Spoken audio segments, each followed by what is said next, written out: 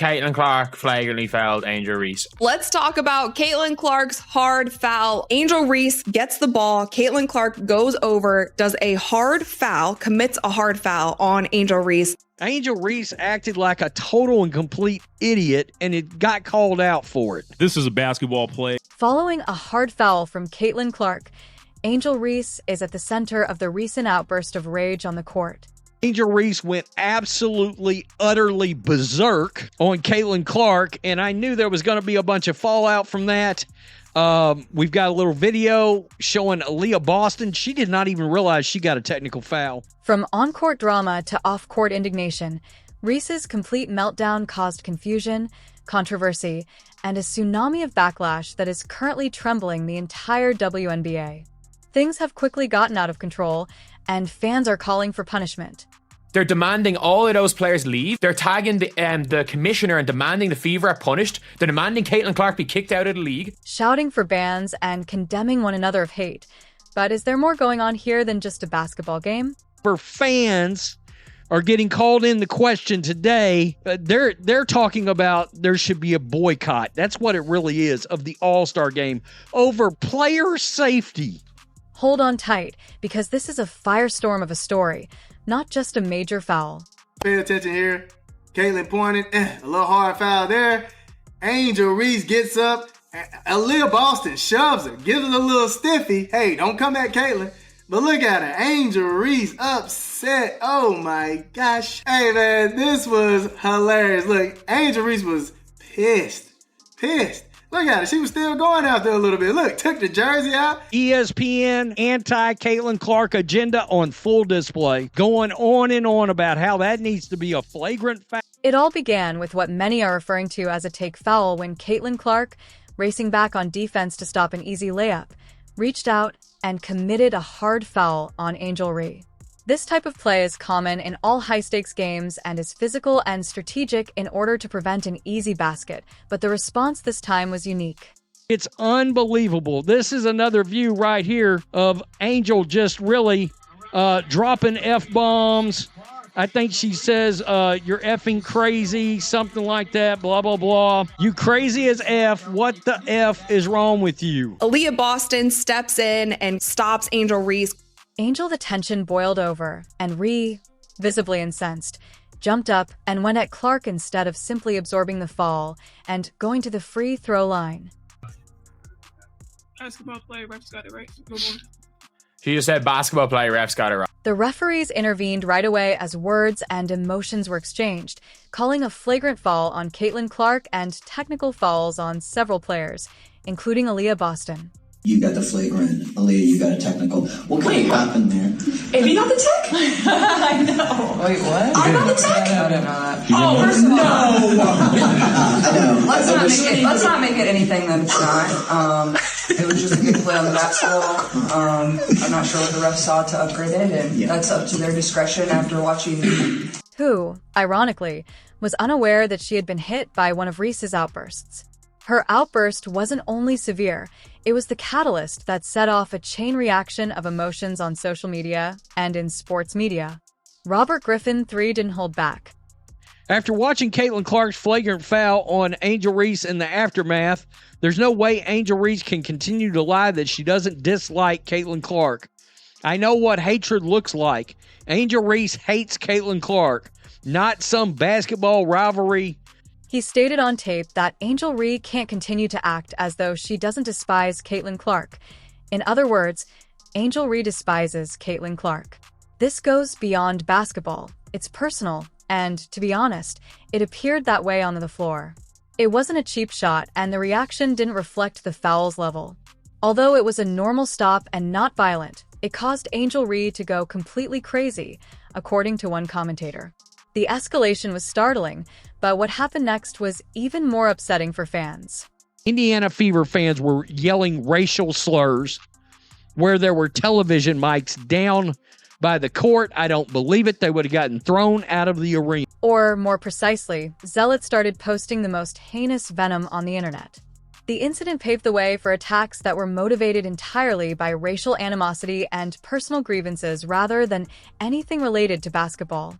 Suddenly, A blatant infraction escalated into a full-fledged cultural flashpoint. This wasn't merely a response to a challenging production. Rather, it was a battle of narratives. Clark was charged with using dishonest methods. What should have been a difficult but memorable occasion turned into the most recent flare in an already contentious rivalry that now threatens to overshadow the sport itself when Rhee was criticized by some and praised by others. The response spread like wildfire online and wasn't only in the court. What started out as a straightforward take file turned into one of the most repulsive fan-led scandals in recent WNBA history. Angel Reese supporters are losing cabin pressure as we speak. It is ugly. Some of the most vile, hateful things I've ever seen are being said on Twitter. Social media exploded with trending hashtags, think pieces, and an unrelenting, unsettlingly personal backlash on sites like X, formerly Twitter, as soon as Angel reblasted Caitlin Clark. Fans started promoting a story that went much beyond basketball. Every black woman should be pissed off right now. No one even wants to talk about, I wonder how does Sid Colson and Breonna Turner and Kelsey Mitchell, AB, feel. That black woman is the one that's made out to be the villain. That black woman is the one that's being disrespected by your fans in your house. And you're a black woman and you got a shucking job for these bitches. Fans of the Indiana Fever were accused of racism by Angel Reese's supporters, who said that racist animal noises were played in the arena while Rhee was at the free throw line and that the crowd or someone from the team had deliberately added offensive sound effects to target Rhee. I have seen a lot of posts accusing Dave Portnoy of making that sound. And the thing is that he was sitting courtside. He stood up, and when Angel Reese missed the layup, he did yell something. However, the truth is that those sounds weren't what people thought they were. They were Flight React's meme sound effect, a high-pitched laugh that's frequently used at Pacers games, and it kind of sounded like a dolphin. The arena DJ played it while Angel Rhee was in line, but there was no proof that it was motivated by race. This is a common foul. It's already a gift. Angel didn't try to swing at Caitlin. Wait, how do you call a T on Caitlin for walking away? How do you call a double T on Angel and Aaliyah, surely? That didn't stop the outcry, though. An unsubstantiated story was turned into fact by the internet, which does what it does best. If you've looked at Twitter, there are posts with 15, 20,000 likes claiming that the Indiana Fever played the noises of a specific animal while Angel Reese was shooting free throws. Some prominent social media users accused Dave Portnoy of Bartwell Sports of orchestrating the noise, while others blamed the Indiana Fever. Others called for Commissioner Kathy Engelbert to step down because of what they described as a hazardous and hostile atmosphere for black players. Because of a sound effect and a heated exchange between two players, there were even calls for Caitlin Clark to be suspended or banned from the league completely, but the controversy didn't end there. Angel Reese's fans attacked Fever fans in large numbers, accusing them of being complicit in hate. They demanded that the Fever lose home games, play without crowds, and even be expelled from the WNBA completely. One tweet with thousands of likes called for Portnoy to be banned for life for simply criticizing Reese's behavior and calling it classless. This blurred the line between reasonable criticism and cancel culture. There was no need for Angel Reese to jump up and try chase down Caitlin Clark after a relatively hard foul. Then the personal assaults followed. Transcript after transcript demonstrates that even those who spoke impartially were inundated with hate speech directed at Angel Rhee.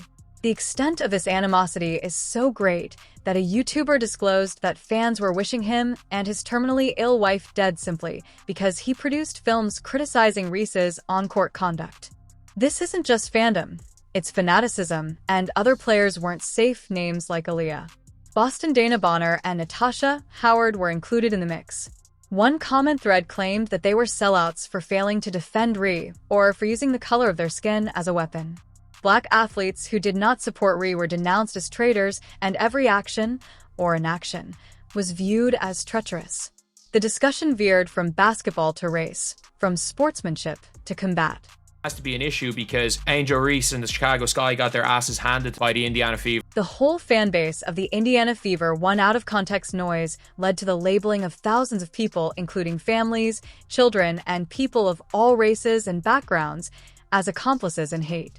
This is an unfair narrative that's going to be attached to Caitlin Clark. People come out here and get spanked. They're just going to cry and throw their hands up about racism. It's like, no, this is not racism. This is basketball. This is one team busting another team's ass. This is a white player in Caitlin Clark who largely always says the right thing, who is largely inoffensive. And the court was frustrated because the charge alone was sufficient to start a digital firestorm, regardless of the fact that there was no audio evidence, video, or wrongdoing captured on tape. A single foul that might have been resolved with a few free throws and a post-game handshake is the root of all of this drama, but instead it unleashed a mob mentality that targeted not just Caitlin Clark, but an entire team franchise its supporters, even unbiased commentators. When fans use false narratives to incite genuine hatred, the backlash is not only excessive but also dangerous because it taints the sport, diverts attention from the action, attacks players for things unrelated to their performance, and, worst of all, fosters a culture in which emotions are more important than facts. Soft hedged every single screen rule.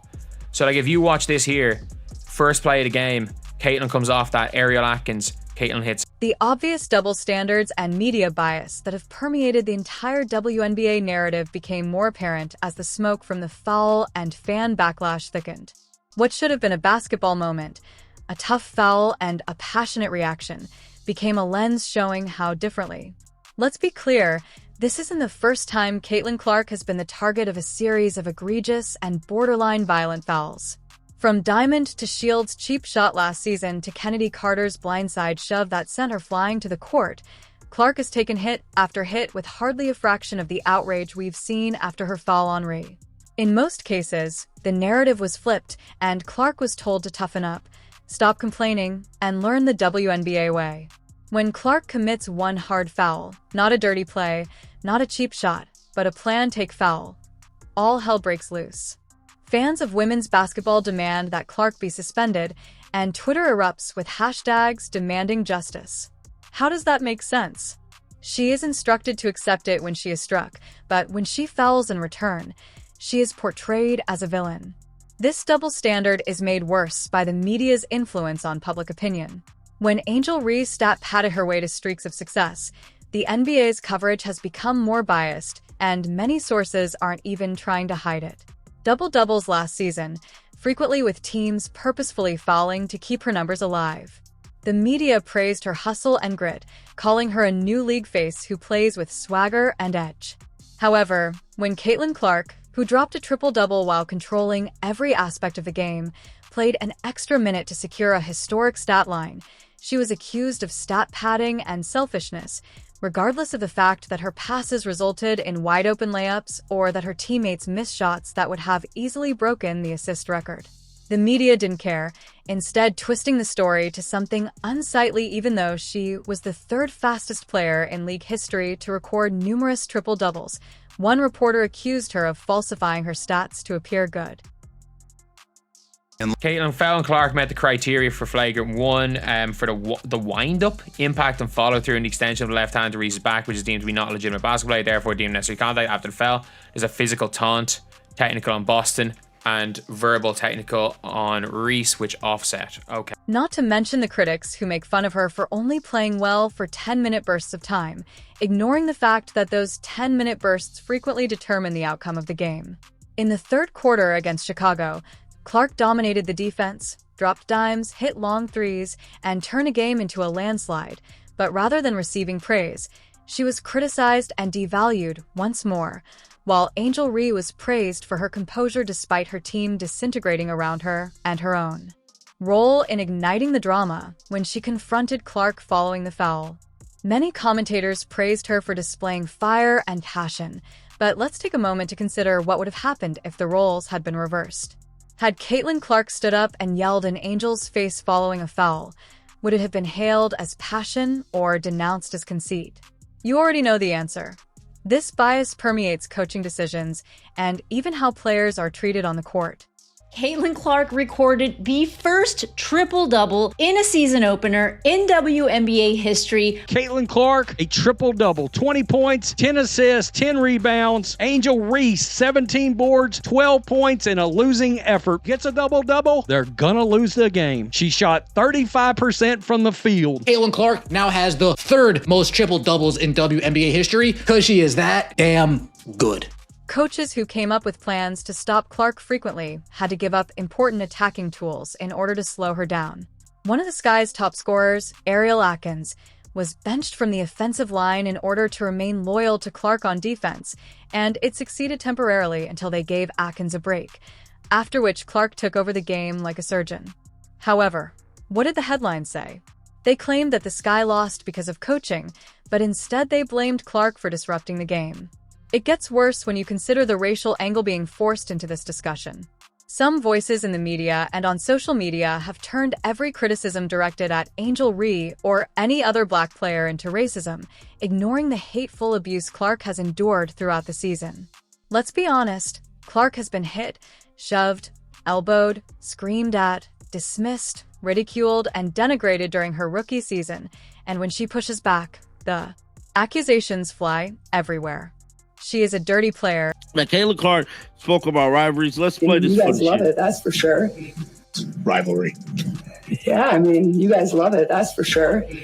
But I told Michael this yesterday. I was like, rivalry is great for sport. Like, I understand that. I grew up loving rivalries. Like, I grew up in Iowa State. That's like a pro matchup in the state of Iowa. Like, I understand that. Or whether it was my high school team, like, I still hate a rival high school, Valley High School. Sorry, I'm sure there's a lot of people from Valley High School that love me and support me now. I appreciate that, and I appreciate you guys, but I wasn't your biggest fan. I didn't like the Tigers growing up. So my parents, my grandfather was the football coach growing up, and Valley was our biggest rival. It was the biggest class in Iowa. And I was taught to, growing up, if we were driving by the high school, to hold my breath because I couldn't breathe that air. Like, I know it's kind of funny, but like, rivalry is always a big thing. So I think it's more than anything, like, as a player, you approach the game the same every single time, or you should. That's how you should approach every single game. You prepare the same way. You come ready to play, whether it's the team that's last in the league or the team that's first in the league. It doesn't matter. I think for the fans, it's great. They love it. And I mean, Chicago is the closest team to us. You know, we bust there usually, so I get it geographically. But I think for our team and our group, it's, you know, we prepare the same way every single game. But I expect today to be an awesome game. It wasn't simply a foul that occurred on that court. All that was boiling beneath the surface eventually exploded. Angel. The question we should ultimately be asking is not who committed the foul, but rather why the WNBA continues to allow incidents like this to define the league. If this sport is to advance, it cannot continue to play favorites, punish one player for being too successful, and shield another for being too loud. Reese went off, Caitlin Clark stood her ground, and the fans turned against one another and the media, adding fuel to the fire.